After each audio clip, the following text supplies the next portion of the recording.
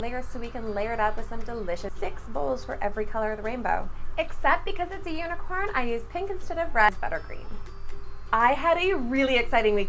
Yolanda Gann from Had a Cake and I went head to head in a flare. What am I supposed to do with a bunch of cherries? If you guys want to see that video, I will leave it. I want to know what you guys to make this super star big spoon. And I made one batch of my thick caramelization right off the sides of this cake and cut those into Asian bell. Next up, we are going to make that unicorn's horn. If you haven't, I have made a lot of animal cakes. Why haven't you seen my animal cakes? Icing squad. You guys want to cover your cakes in buttercream instead of fondant? You can do that too.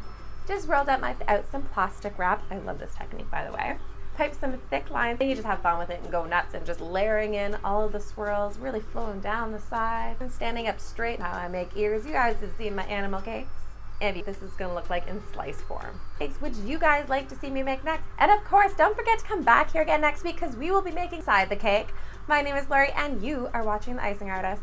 To make that tie-dyed pattern not flopping over, I just going to give it a nice crumb coat with my buttercream icing and get it ready to cover in fondant. But of course, if you guys make cake struggle, black buttercream and piped on the eyes, and that will help you make your eyes symmetrical. As powder is, it's a little powder that makes your fondant hard. Letting eyes on a cake that's finished is not a good idea.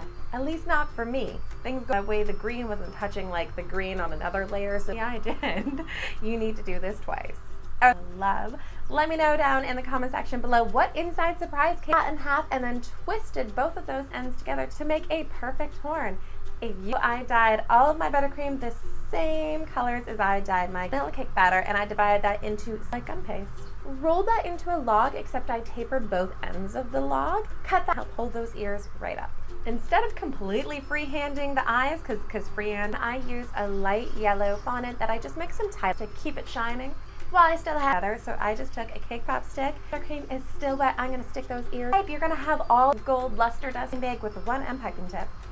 Mix them too much. Just let, man, hit that subscribe. Coming down the unicorn's forehead and kind of coming around the back.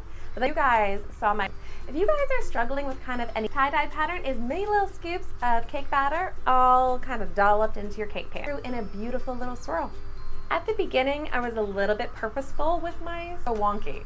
So I just used a circle cutter, kind of mark out where I wanted them to go. And then I just used my black, and that is one of the reasons why I'm making this cake today. And to keep that unicorn horn, and if you want this to be a tall cake, which apparently you just pull out the side and kind of push in with your hand. It is yet, but it probably will be cool.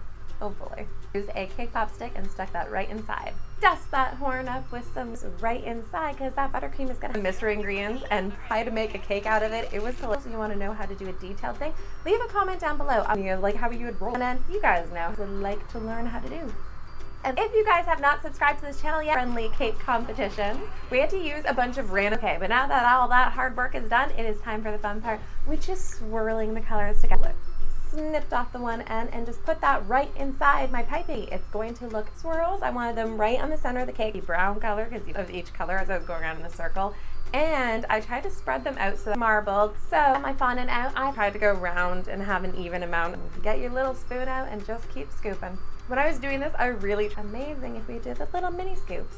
You know, put on some music because I wanted them, so I kind of doubled down on them on top. Then you just take the plastic pattern all the way in the inside, which I my rolling pin and roll that back over my cake. You guys know how to cover cakes in fondant this week. I went on live with Kelly Ripa and Ryan Seacrest. Filling in there. But believe me, mini cakes video, link up here. You'll see me make a little tiny mini and then just my orange, yellow, green, blue, and something else in cake. I'm not sure what unicorn cake it was. All of those colors coming through of buttercream of each color side by side. They still weren't quite as thick as crazy to grab, and you start rolling almost like a sushi roll, except I lightly swirl them together. Pop them off in the oven. We're just gonna carve off the top. There is the color we are going for. I'm so excited to see with course violet. Now the trick to this, of course when they come out of the oven it never quite looks right, but as soon as you level off the top, guess what? We're making a unicorn cake with a tie-dye pattern. It's adorable. Cut some triangles out and did the same thing with my pink fondant. Layer those up, pinch the one. It is very tempting after like the 20th dollop of cake batter to just get a big spoon. Thought I would make those little unicorn ears, so I just rolled out some white fondant.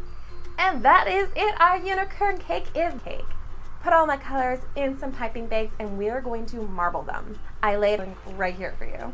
And now that my cake is nice and layered up, I'm just had a really good pattern going on. You guys know where it's at.